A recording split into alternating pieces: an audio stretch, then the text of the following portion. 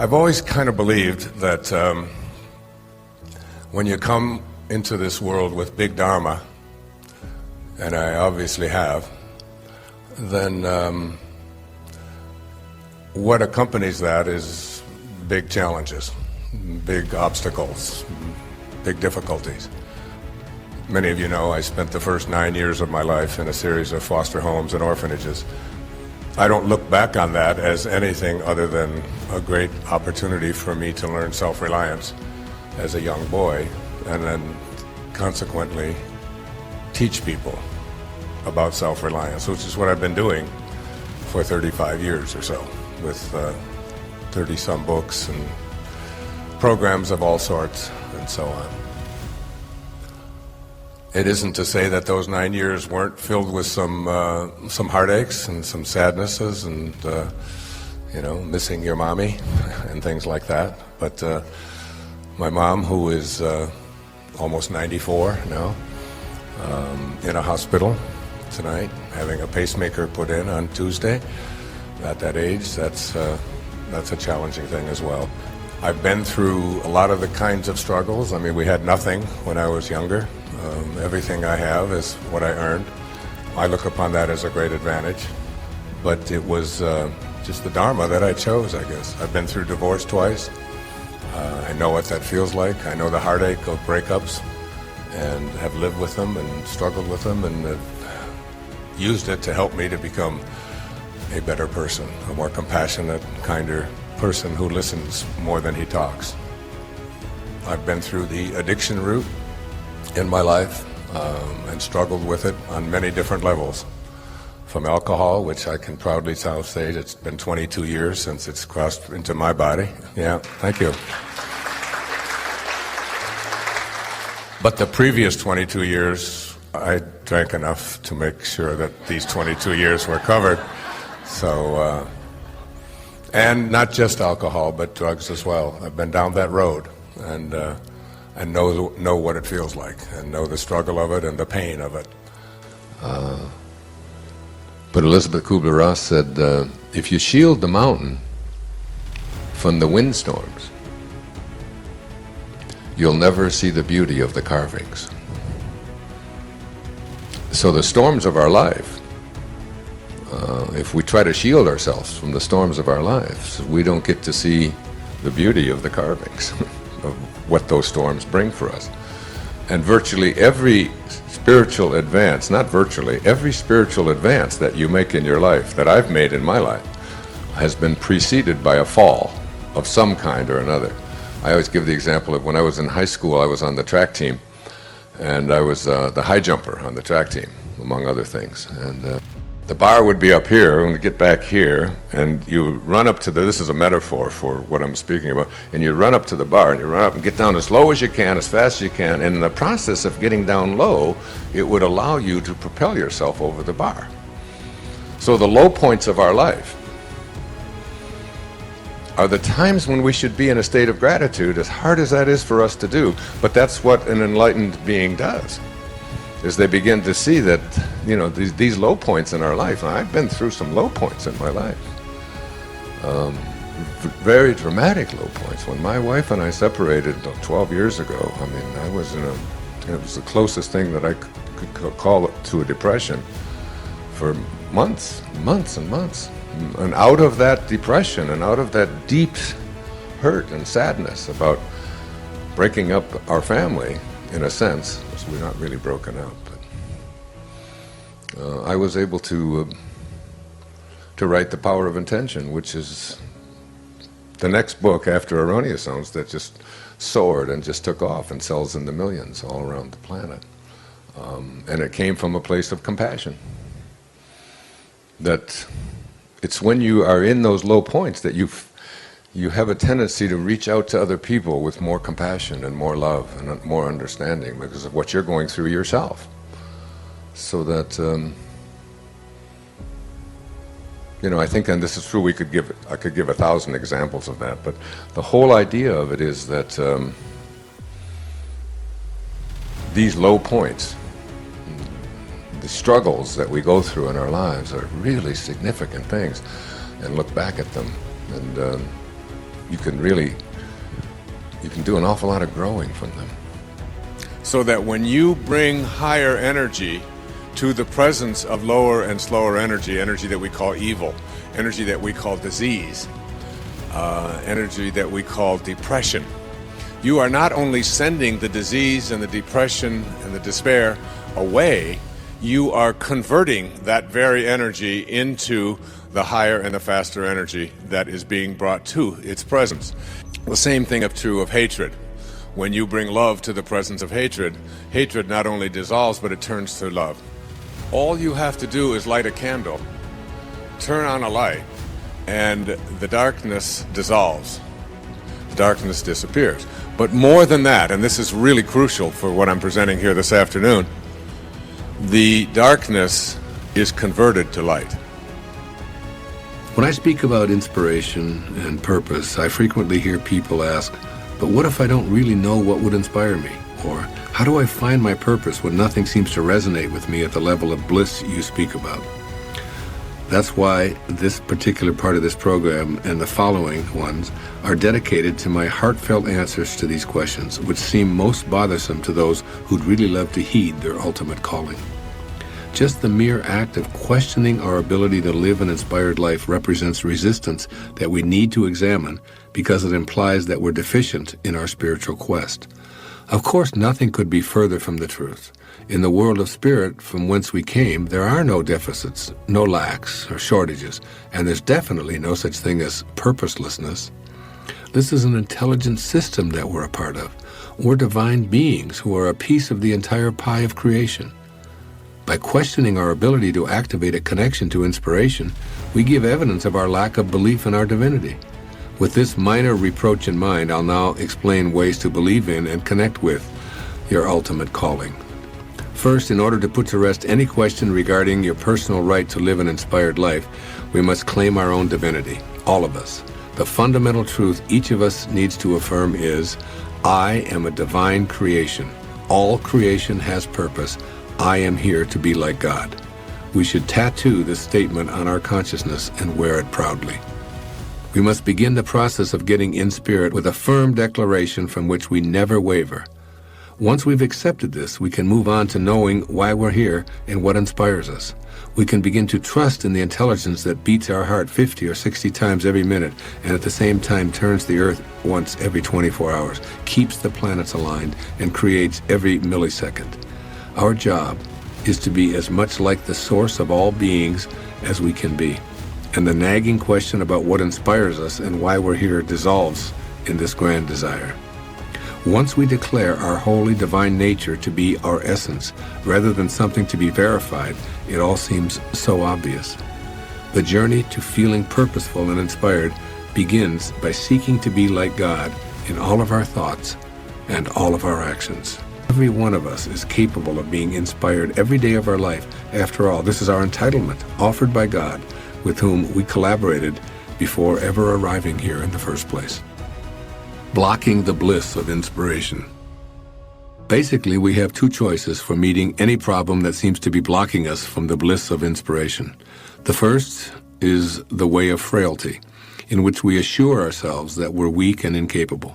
Frustration, grief, fears, and tears are the hallmarks of this choice, wherein we attempt to cure a wrong with another wrong.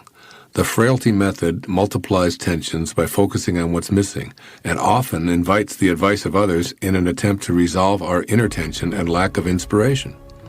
The second choice is to go within and know that at our core, beyond all physical and mental factors, there resides the spirit that's always connected to God. Any problem, and I emphasize any problem, represents our inability to consciously connect to our source in the moment. With a conscious connection, we don't seek the advice of others, we seek information. So our decisions are made between ourselves and our Creator. We frequently have quiet interchanges with God, and we know and trust that spiritual guidance is available as an alignment of energy. When we feel inspired, we recognize that we need to make a vibrational adjustment that puts our thoughts and behaviors back in alignment with the desire to be inspired. Then, when this realignment takes place, We can laugh at the folly of seeking something outside of ourselves, such as an activity or a job, to inspire us. By simply realigning and harmonizing with Spirit, we let inspiration blossom in the field of harmony. Listening to the voice of God. When we make the decision to become a being of sharing and practice keeping our thoughts harmonized with Spirit energy on a daily basis, our purpose will not only find us, it will chase after us wherever we go. Since we've become aligned with our Creator, we won't be able to escape it. You see, when we live as much of life as possible in God realization, nothing can go wrong. What and who we need will surface, and we'll notice that we can't escape feeling that something much greater than our individual life is at work within us and around us. Our number one relationship must be to this creative energy of God. When we go to our source, we activate the energy that reconnects us to our purpose. Inspiration then shows up right before our eyes, even when we may have stopped thinking about it. Our purpose manifests in many ways and won't be limited to a career slot. In fact, it's often something that requires us to leave a particular kind of employment to pursue something we'd never even considered before. We must trust that inspiration is already here. It only eludes us because we've disconnected in some way from the Spirit that was and always will be our essence. One of the nicest things about the universe is that it pays the highest interest rate of any bank on our planet. The universe gives 20 to 25% interest. If you send out $1,000 worth of love, you get back about $1,300 every time. You get your 1,000 back just to prove that what goes around comes around. And then you get a bonus. And the bonus is there just to remind you, this is the way to behave toward everyone. When you give something out into the universe, you get it back. In the simplest form, if somebody's walking down the street with a scowl on their face and you say, "Good morning, how are you this morning? Here's a newspaper for you," or whatever it is, and you just say something pleasant and loving and nice, you will see something pleasant and nice come back to you most of the time. If you don't, then that's a test. That's not a, "See, I told you it's not right." That's just your test. Most of the time, it will come back to you. A smile, you'll see, and you will feel better. Now, in the simplest form, that's what it is. That even applies to financial things. I remember a few years ago, my secretary was just all concerned about her income taxes. And she owed $500 more on her taxes, and it was the 14th of April. And she didn't know what she was going to do, and she didn't want to have to take out a loan and all of this. And I said, "Look, you've done so many great things for me this year. Here's $500. I'll just pay those taxes. I don't have any problem with it. I'll pay it. It won't affect me one way or the other." It wasn't really any great big gesture or magnanimous thing for me to do. It was just what seemed to be the right thing to do. The next day in the mail comes a check for $570 from Greece for an article that I had written for Family Circle magazine like 5 years before. It had been held up in some transaction in Greece, and there it was. The $500 back plus $70 as a bonus. That principle applies all the time for me in my life, I have found. And I didn't know that 10 years ago. I didn't know that if you give it away, it's like it's that circuitous nature of how each cell works. Remember the electrons that are circling around? They all just keep coming back. Everything just keeps coming back. And it works. And we are, when you think of an endless universe, we're still just tiny little cells. The same principle is working. But getting people who have been conditioned to believe that it's the bottom line and it's profits, and if I don't see it, then I don't believe it, and so in this technological, externally oriented, fast-paced kind of hectic society that we have created, we tend to forget some basic human principles. I tell people over and over again, your opinions are trivial.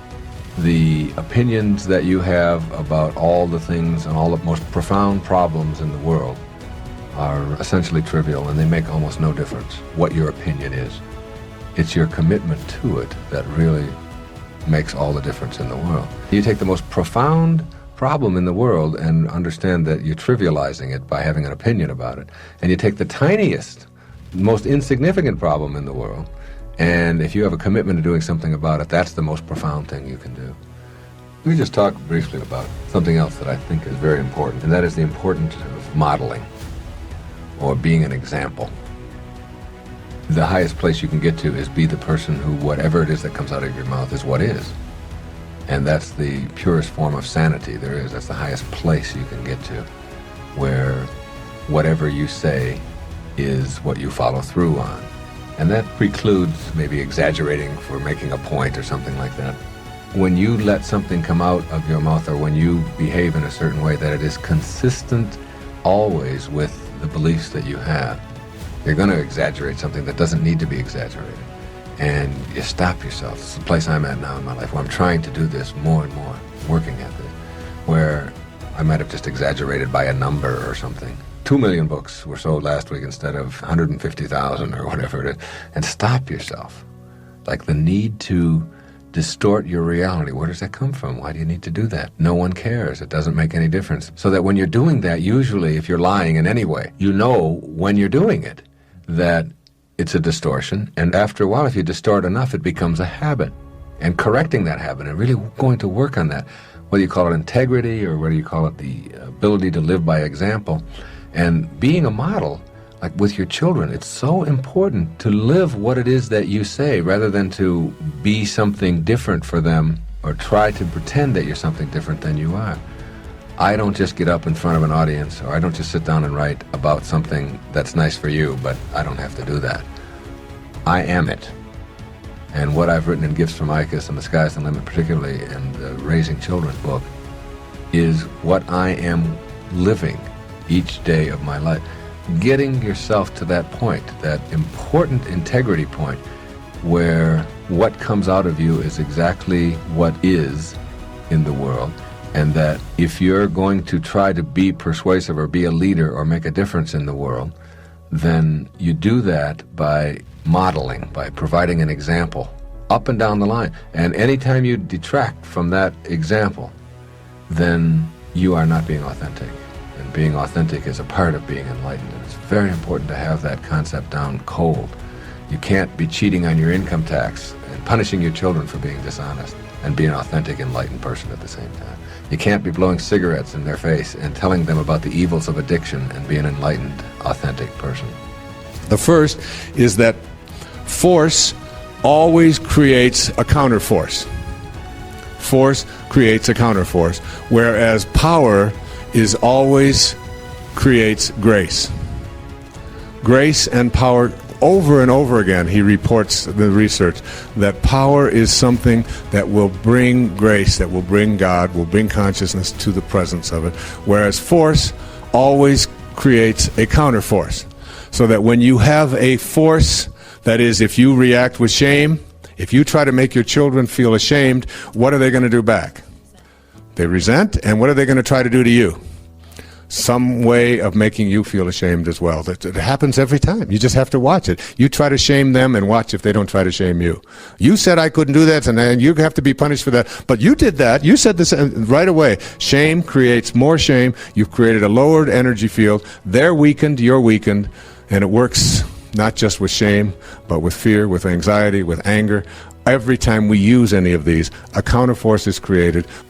The second quality is that force is always loud, aggressive, whereas power is silent. That you raise energy levels through silence. And there's very little movement required when you are empowering. Whereas when you get louder, screaming, aggressive, more outgoing, and so on. The third is that force is always moving against something. That's what force is. So whatever it is that you have, we have to move against it. We have to mobilize our forces and defeat it. Whereas power does not move at all. The fourth thing is that force is always incomplete. Therefore, it must be fed energy. You must constantly feed energy of force. You must constantly be talking to it. You must constantly be upgrading it. You must constantly be trying to make it attract more energy. It's always demanding of energy. Whereas power is total and complete, requires nothing from outside itself. Power does not demand anything out there, not any weapons. It doesn't need any arguments to win. Power is that which you are connected to silently. The fifth, force always makes demands. Whenever you are in force, and if you look at any of those emotions and energy levels below 200, you will see that there's a demand to each one of them. Whereas power has no needs whatsoever. It is at peace. The sixth is force is constantly consuming. It has insatiable appetite. It is constantly demanding more. And in the process, it consumes, and in the process of consuming, it destroys. Power is always content, makes no demands, and needs nothing to consume. 7. Force always takes energy away. It takes your energy and takes it with it. Whereas power energizes. It gives forth. It supplies and supports. And it gives life energy. When you go to God, when you go to Spirit, when you go above 200 to any of those levels, what you are doing is you are energizing those around you and sending it out. Whereas when you're in any of the ones below 200, you are taking energy away. The eighth is that force is always associated with judgment and generally makes us feel badly about ourselves. Any of those emotions, any of those thoughts have to do with judging, and ultimately when you experience those thoughts or you're in the presence of someone who is using those thoughts, you will end up feeling badly or worse for the experience. Whereas power is associated with compassion, radical humility, and always makes us feel positive about ourselves. When you encounter someone whose thoughts are above 200, after that encounter, you will feel better for having been in their presence, based upon not just what you talk about, but even the feelings that you have. Whereas when you're associated with or around people who are using the techniques below 200, you feel yourself feeling badly, worse, and depleted of energy. Number 9, force always polarizes because it demands conflict in order to survive. Force and conflict go together. Power, the energy of power above 200 will unify and make you feel more like you belong, a sense of belonging. Number 10, I just put it this way, in force, the cost is always very high because enemies are always being created. Force needs an enemy. It costs to stay in a state of force. Whereas power has no cost whatsoever. It's absolutely free. It's graceful, it's silent, it's easy, it's non-consuming, it makes no demands. The 11th, and I've always been intrigued by this, the 11th quality or characteristic of force, force always requires proof because it's literal and it's therefore arguable. Whereas power deals with intangibles, and it knows that health is better than disease. It doesn't need any proof of that. It knows that honor is better than dishonor. It knows that faith is better than doubt, and that being constructive is better than destructive. And you don't need a chi-square, and you don't need an analysis of variance, and you don't need a statistical test to be able to prove it, and you don't need to argue about it. There's an awareness that is internal, that is instinctive, that says, I don't have to go out there and show anything. It's why it's quiet. I know it is better to be honorable than it is to be dishonorable. I know it is better to be honest than to steal. I don't need proof of that. I know that it is better to be healthy than to be in a state of disease. I know that life is better than death. I know this. I don't have to prove it. I don't have to explain it. I live in a consciousness of empowerment, in which I don't have to go through and look outside of myself to validate whether these things that I know instinctively and intuitively are correct. Just as you become what you think about all day long, so too do your relationships become what you think about. Your life and all of the relationships within it are all purposeful. Generally speaking, the quality of our lives is pretty much related to the quality of our relationship to the people in our lives. And to add a piece to the equation, our relationships reflect how we relate to ourselves. That's right, to ourselves.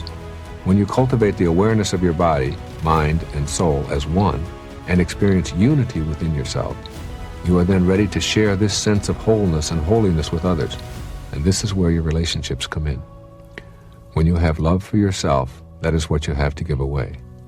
What is inside you gets there by way of your thoughts. If you harbor hate, hate is what you give away.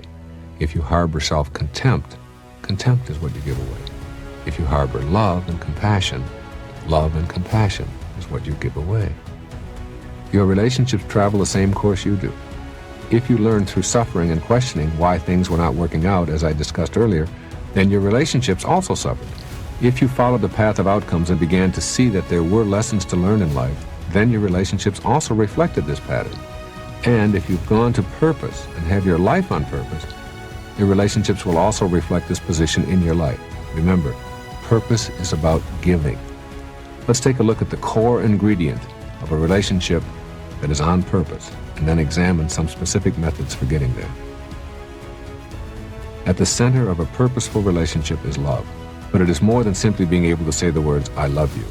For the words are used by people who also berate and harm each other on a daily basis. Love is giving, and it has nothing to do with what you receive. This ingredient of love at the level of giving is how purpose is defined, and it is the ultimate in creating miraculous relationships. If you have love inside of you, that is all that you will have available to give away.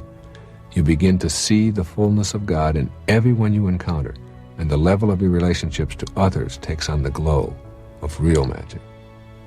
You see your children and all children not in terms of what they are doing or how they're behaving or misbehaving, but beyond to the invisible part of them, the soul that is in that young body. You meet that soul with love and radiate it outward to them, and they will in turn respond with love. You have loving relationships with others because you bring love, rather than because you seek it from others. Members of your family with whom you have had a difficult time relating are no longer the source of your disdain. Your anger and negativity is gone, replaced by non-judgmental love. This does not require long years of therapy or the assistance of support groups or drugs or special herbs. It requires only that you shift to being a spiritual being first and a physical being second. Your friendships and business relationships can also improve dramatically with this new giving approach. When a conflict arises, you suspend your negative thoughts and instead send out love. When you respond in an unthreatened manner and instead communicate an inner knowing in a peaceful, loving way, you are incapable of being rattled by challenges. You have created a miracle in that relationship. I can remember as a college professor having some gigantic disagreements with my colleagues. They were what we call difficult people to get along with unless you shared their point of view, which very few people did. I discovered I was always able to get my way with these impossible colleagues. I was experiencing real magic where others were experiencing exasperation. The secret? Send them love and ask nothing of them. The colleagues always came around and found it impossible to be nasty or confrontational with me. I simply sent them the love I had inside and then surrendered. This approach to relationships is basically my approach to life. Stay on purpose. Know that you're here to serve. Get off of having to prove yourself, remove your ego from the encounter, and send out love. Giving love with no expectations is the cornerstone of your relationship when you are on purpose. There really is very little else that you need to know. Practice this giving of love without conditions, and you'll find yourself feeling full rather than empty, and blissful rather than miserable. Here are 4 ancillary qualities that go into this real magic in your relationships. 1. Relinquish your need to be right. This is the single greatest cause of difficulties and deterioration in relationships, the need to make the other person wrong or to make yourself right. A spiritual partnership is a relationship of equals. No one needs to be proven wrong. Each person has the right to their own point of view. A simple reminder goes like this: I know how I feel about this, and it doesn't match how she feels, but so what? It is enough that I know it in my mind. I have no need to make her feel wrong. Then stifle yourself, and you have created a miracle right there. You have replaced a potential conflict with a loving response. Practice this, and you will see love replacing anger between you. This is also true in your relationships to all others. Your children need to be guided, not to be made wrong. The embarrassment that goes with being proven stupid leads to a self-image of stupidity. You can replace those statements designed to prove how superior you are with loving responses designed to help your children and others examine their own point of view. This can be applied in business, with strangers that you meet, in disputes with your neighbors, and virtually all human relationships. 2. Allow space. Let there be space in your togetherness. When you love someone for what they are, rather than what you think they should be, or for how they please you, then allowing for privacy and space comes automatically. The clinging relationships racked with jealousy and fear come from individuals who believe they have a right to dictate what the other person ought to be. Rather than regarding the need of your partner to have alone time as a threat, see it as a time for renewal that you celebrate. Make every effort to help each other have that space. The irony is, the more space you allow and encourage within the relationship, the more the relationship will flourish. 3. Eliminate the idea of ownership. Seek to enjoy each other, not to possess each other. No one wants to feel owned. No one wants to feel like a possession. No one wants to be dominated or controlled. We all show up here with a purpose, and that purpose gets thwarted when any human being attempts to interfere with our heroic mission. Ownership is the greatest inhibitor to feeling a sense of purpose and mission in one's life. You don't have the right to tell the people with whom you are in a relationship what they ought to be doing while they're here on earth. That is only between each person and their soul. You may succeed in imprisoning another, and you may have a marriage that lasts for 60 years, but you do not have a loving relationship if either partner feels owned or like a possession. This is the lesson I had to learn the hard way. It cost me dearly. A painful divorce and many unpleasant hours and hostile conflict. Today, I can't even conceive of the idea that I could own my wife. She is her own person, and my own relationship to her is based upon acknowledging that in her. It is indeed reciprocal. It came about through giving, not demanding, through respect, not criticism. Number 4, you do not have to understand. What a great lesson this is in learning how to make all relationships work at a magical level. You simply do not have to understand why someone else would want to do and think the way they do. The fact that you are willing to say, I do not understand, and that is fine, is the greatest understanding you could exhibit. You are together not to understand each other, but to aid each other in living a life of purpose. These are the qualities that make for a purposeful relationship. They all orbit around the planet of unconditional love. Get to this place and you will begin to see results in all of your relationships.